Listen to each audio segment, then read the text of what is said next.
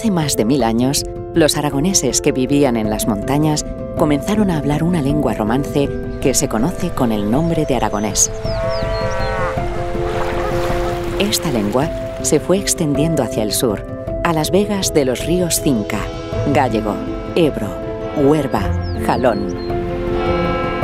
Hoy, gran parte de nuestros productos tradicionales tienen su nombre en aragonés: ternasco, presco, güella, cochín, alberge, chordón, borraja, espinais, truita, formache, cirgüello, minglana, tocino.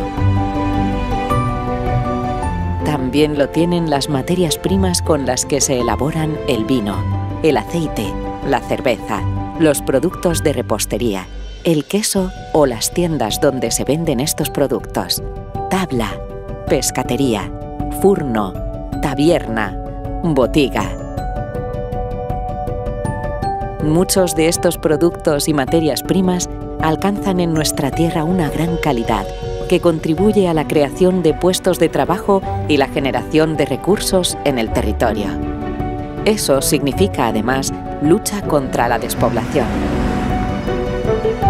El consumo de productos aragoneses, y muy especialmente los que tienen su denominación habitual o su marca en aragonés, potencia el uso de nuestra lengua y favorece la economía aragonesa.